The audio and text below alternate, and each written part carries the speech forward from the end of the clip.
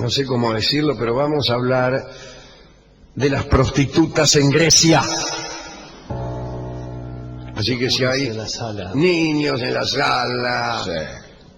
Personas impresionadas. favor de retirarlos a un costado.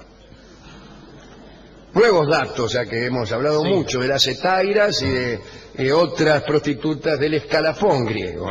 Si no se entiende algo, nosotros vamos haciendo los dibujitos. Exactamente, y las señas correspondientes. Bueno, alguna vez hemos hablado aquí de los simposios, aquellos lugares destinados a la conversación, en donde se desarrollaba la sociabilidad, lugares a los que no podían concurrir las mujeres, pero sí las hetairas que habían desarrollado el arte de la conversación y que eran las únicas mujeres que podían asistir a los simposios. En estos simposios se bebía vino, un vino no puro. Usted sabe que la pena por tomar vino puro en Grecia era la muerte.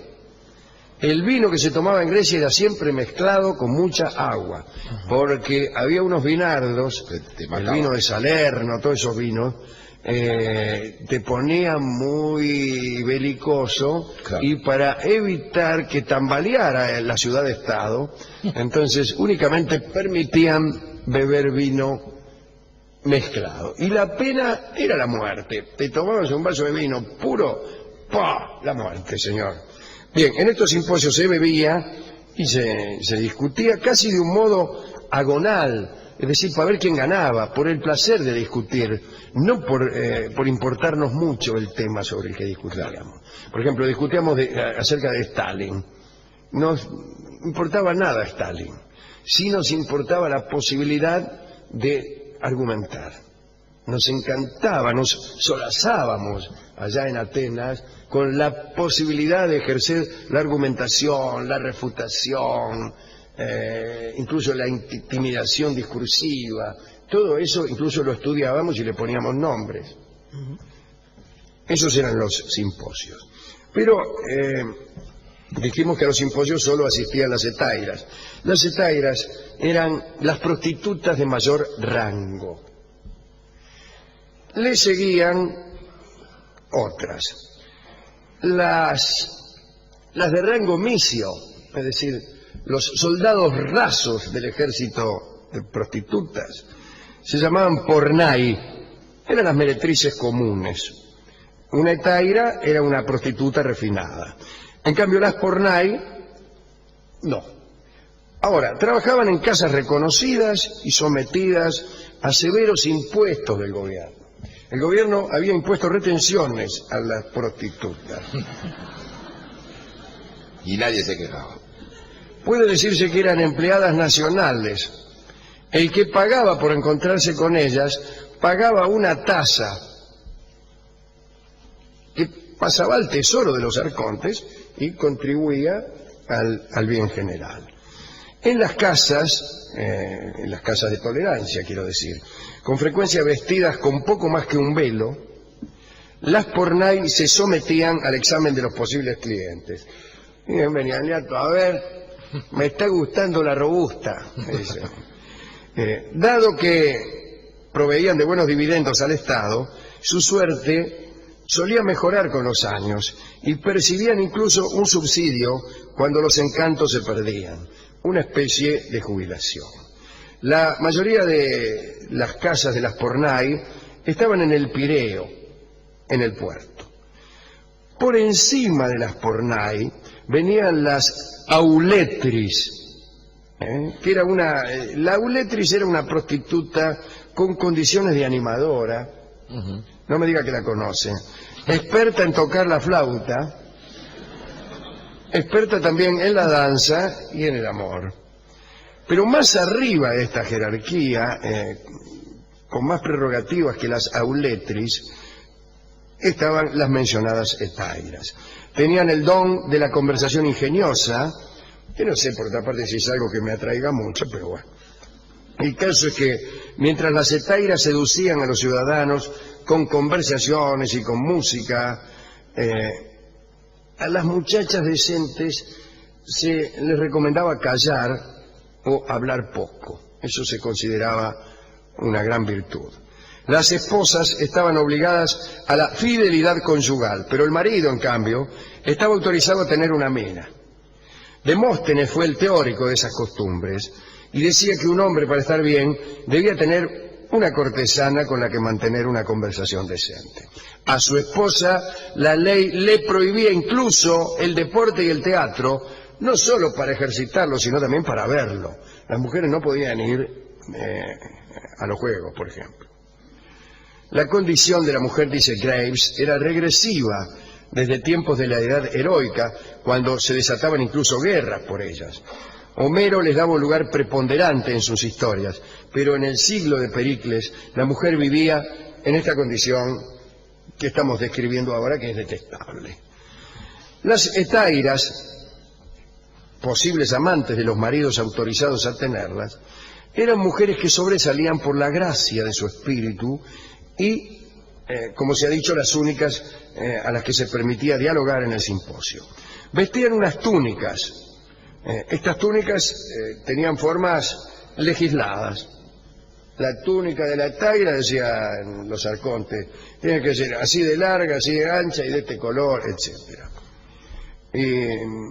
Aunque eran mujeres libres, se las excluía de los templos y solo podían entrar al templo de Afrodita. Dice Burckhardt, el amigo Jacob Burckhardt, el que escribió aquel libro, aquellos libros sobre la Grecia, que no era estrictamente el trato sexual el que atraía a los atenienses a las hetairas. Para eso estaban ya las pornai. Había un agregado que enamoraba mucho a los griegos y que era el refinamiento. Digo a los griegos y a cualquiera, ¿no? Cuando hablamos de belleza, no hablamos solo de morfología, sino también de otra cosa. La belleza establece una interacción entre la armonía del cuerpo y la armonía del espíritu. Pero no me venga con la mitad de eso, ¿no? Quiero decir, yo puedo aceptar no quedarme solo con el lomo de una dama, pero no admito que se reclame que solo la inteligencia importa. Son las dos cosas, las dos cosas. Pero en un orden, como decía el amigo Platón, lo primero que nos atrae es un cuerpo hermoso, es una apariencia hermosa.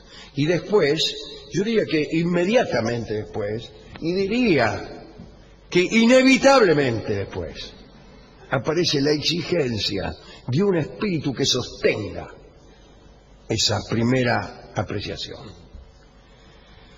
Pero digo porque por ahí usted me va a saltar, no, lo importante es la belleza del alma. Yo cada vez que voy a Zodíaco a bailar, empiezo a semblantear a ver cómo andan del alma. Incluso les pregunto, ¿cómo anda del alma? Las más famosas hetairas de la Grecia clásica fueron Astasia, que era la amante de Pericles, Friné, aquella que se desnudó en un juicio y los jueces le dieron la razón. Argumente, le dijeron, y la menos tiene razón. Pero hay otros nombres menos célebres. Platón tenía una amante que se llamaba Artenasa. No es muy lindo el nombre, ¿eh? La niata. La niata Artenasa. Epicuro decía que debía buena parte de sus teorías sobre el placer a Dánae y a Leoncia, que eran sus dos muchachas, que según parece le habían proporcionado elocuentes explicaciones.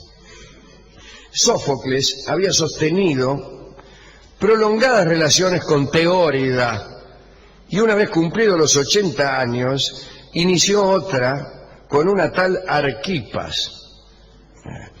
A Clepsidra la llamaban así porque parece que ponía un reloj de arena junto a la cama e iba despachando, sería un reloj de agua mejor, ¿no?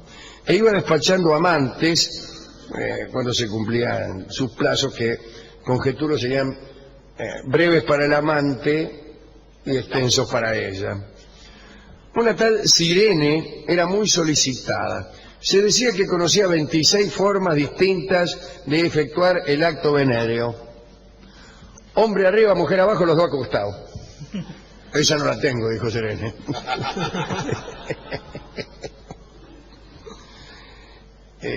Y también se decía de Cirene que dirigía a sus acompañantes con toda clase de indicaciones. Le daba indicaciones. Momentito, no lo distancié. Correte. Ahora, tráigalo un poquito para acá. Vení, vení. Bueno, ahora. Ahí, quieto. Ahí. También estaba Lamia, sin acento.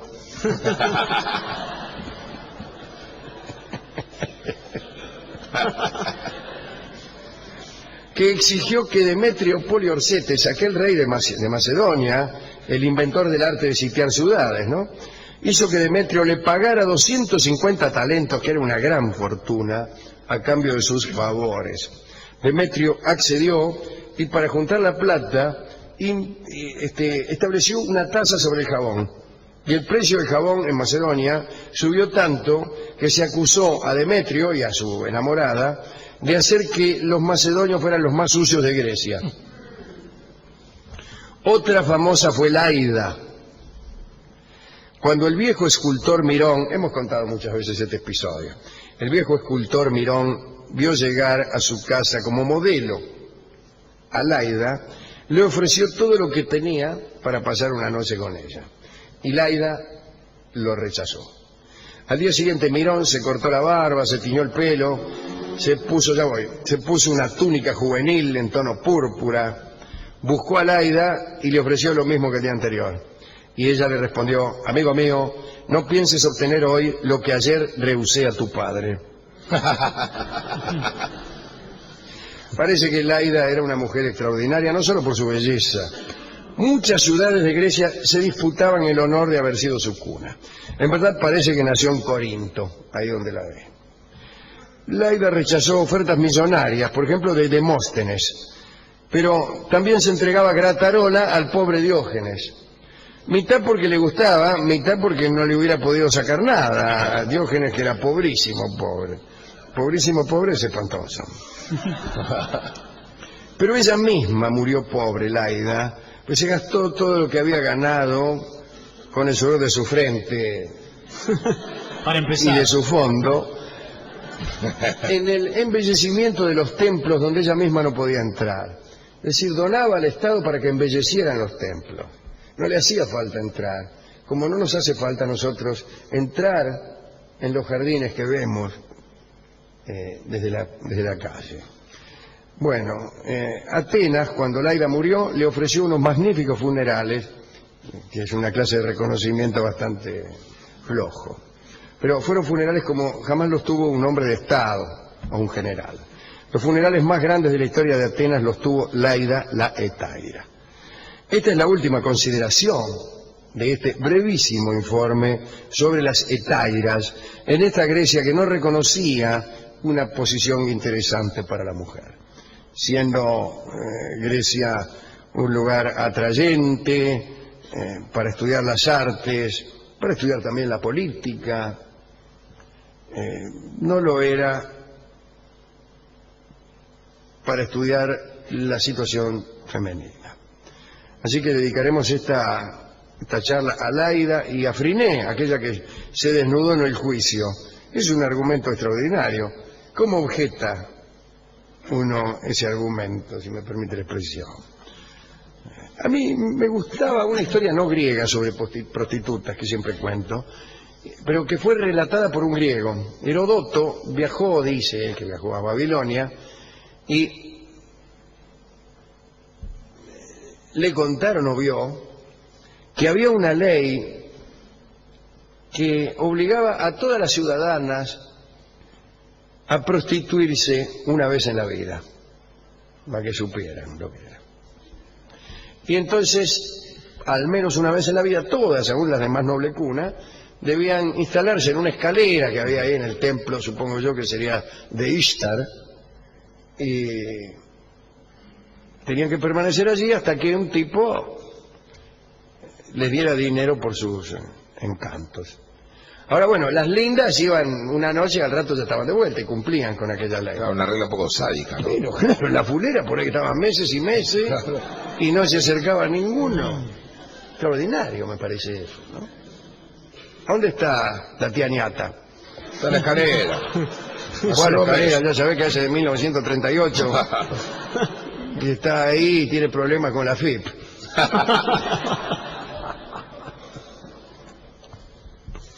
Muy bien. Hemos buscado tangos acerca de prostitutas. Casi no hay otra cosa. Claro, le iba a decir, sí. Y elegiremos uno muy clásico que se refiere a eso, sin referirse en absoluto a eso, y que es Gira Gira. Claro. Así que escucharemos la clásica versión de Carlos Gardel de este tango, Gira Gira.